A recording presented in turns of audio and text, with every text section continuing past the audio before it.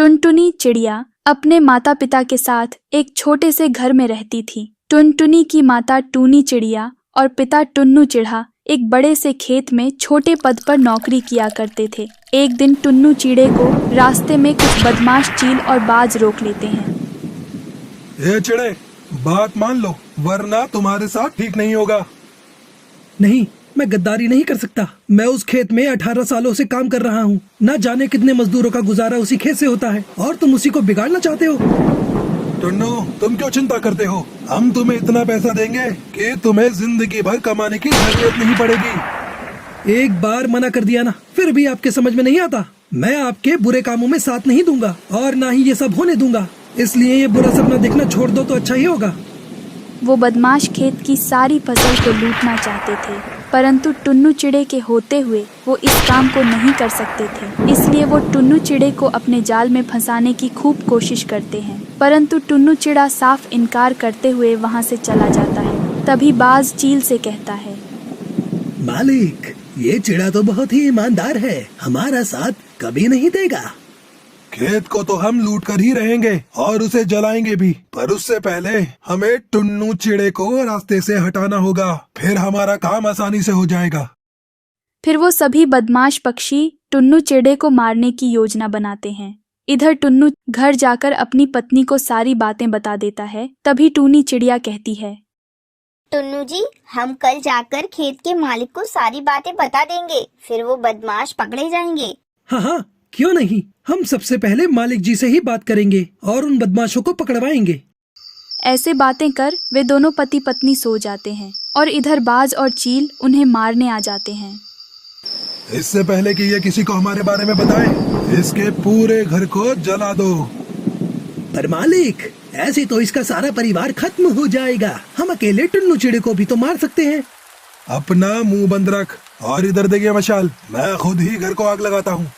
फिर चील सारे घर को आग लगा देता है और वो दोनों वहाँ से भाग जाते हैं। टुनटुनी चिड़िया तो जैसे तैसे बच जाती है, परंतु उसके माता पिता की जलकर वहीं पर मौत हो गई थी।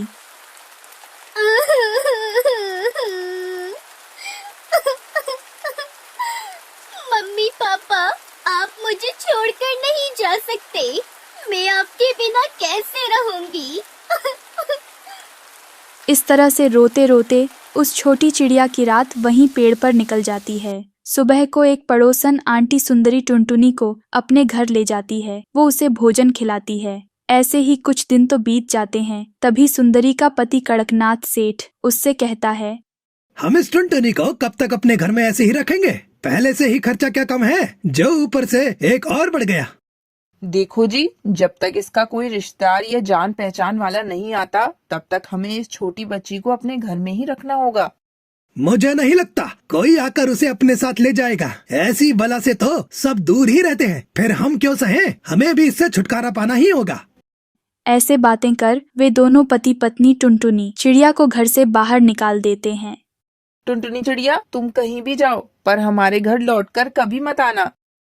ये कहकर वो दोनों दरवाजा बंद कर लेते हैं। टुनटुनी चिड़िया तो बहुत रो रही थी कि अब वो कहाँ जाए। ना तो वो किसी को जानती थी और ना ही उसके पास अपना घर था। मम्मी पापा, आप मुझे अकेला छोड़कर क्यों चले गए? अब मैं कहाँ जाऊंगी? हमारा घर भी पूरा जल गया है। उस रात टुनटुनी चिड़िया को समझ में आ गया था कि वो अब अनाथ है। उसका इस दुनिया में कोई नहीं है। अगर थोड़ा भोजन मिल जाता तो मेरी भूख शांत हो जाती और मैं यही पेड़ के नीचे सो जाती।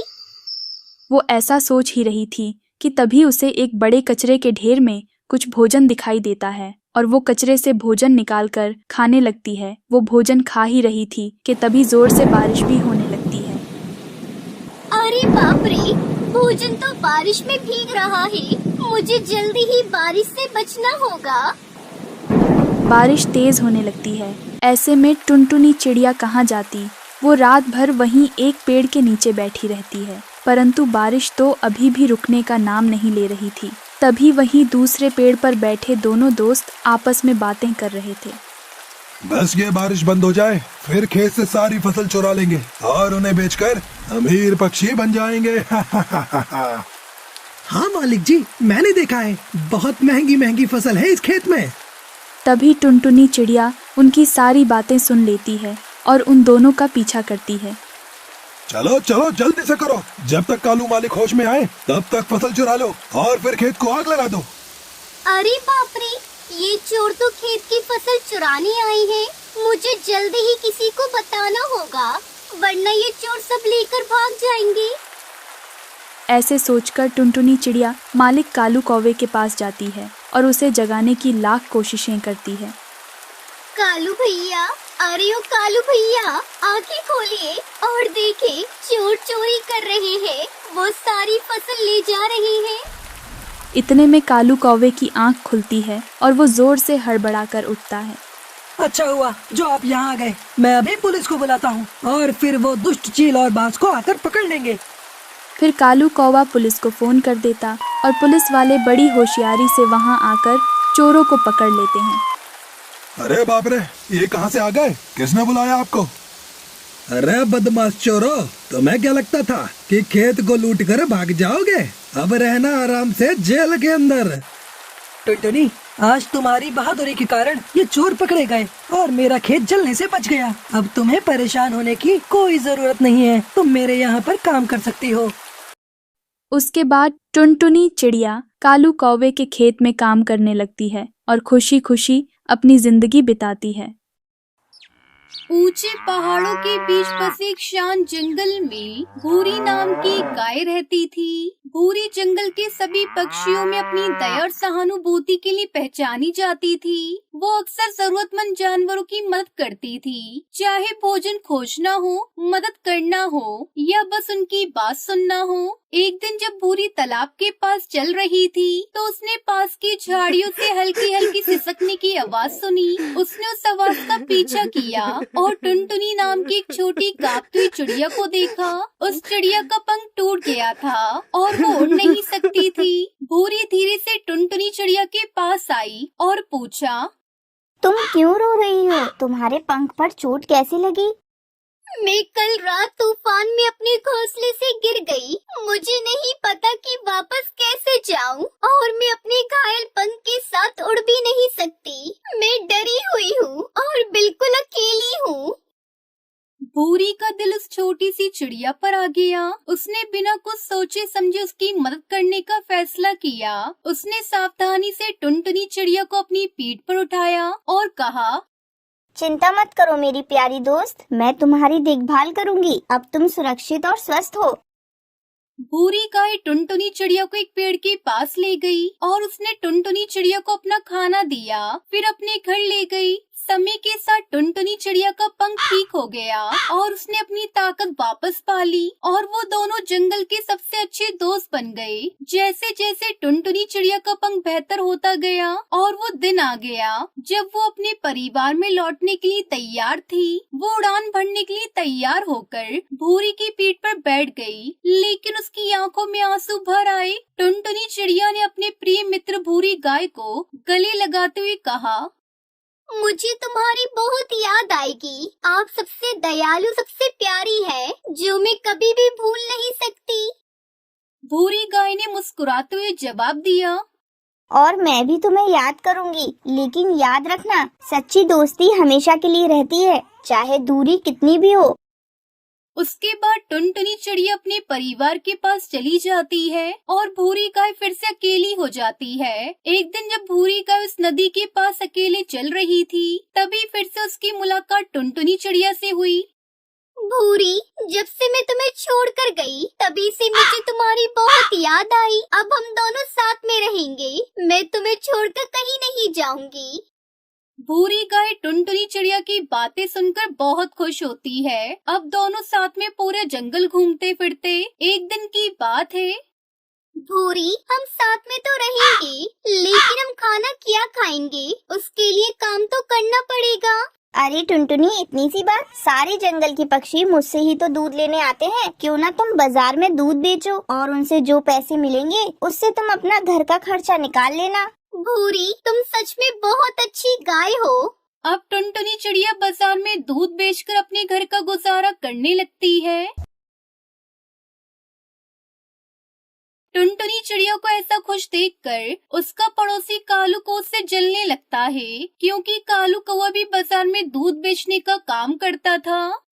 ये टुनटुनी चिड़िया तो बड़े मजे से दूध बेच रही है, ऐसे तो मेरा काम खराब हो जाएगा। मुझे भूरी और टुनटुनी की दोस्ती को तोड़ना होगा।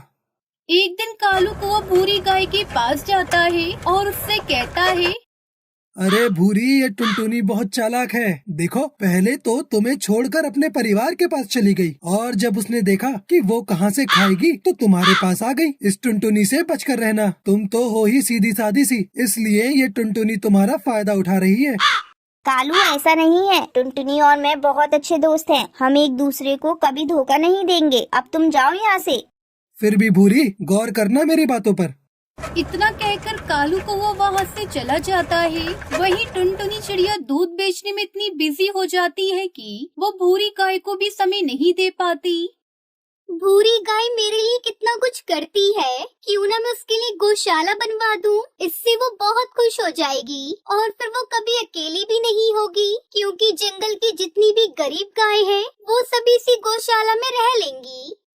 फिर टुनटुनी चिड़िया जंगल में गौशाला बनवा देती है और भूरी गाय ये सब देखकर बहुत खुश होती है।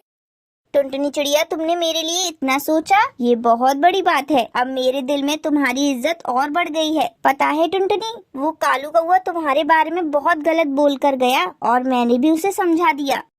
भूरी, ये कौवे तो होते ही ऐसे हैं। इनकी बातों पर कभी विश्वास मत करना। ये तो हम चिड़िया से बहुत जलते हैं। इस तरह टुनटुनी चिड़िया की दोस्ती और मजबूत हो गई और फिर दोनों खुशी खुशी अपने परिवार के साथ रहने लगती हैं। भूरी गाय को एहसास हुआ कि भले ही दो शारीरिक रूप से अलग हो जाए, लेकिन उनका बंधन और प्यार अटूट रहता है। वो टुनटुनी चिड़िया को अपने परिवार और दोस्तों के साथ खुश देखकर बहुत खुश हुआ करती और दोनों भी साथ में खूब घूमते फिरते। इस कहानी से सीख मिलती है कि सच्ची दोस्ती की कोई सीमा नहीं होती। ये दया, सहानुभूति और प्यार के बारे में है, जो दोस्त दूर होने पर भी मजबूत रहता है।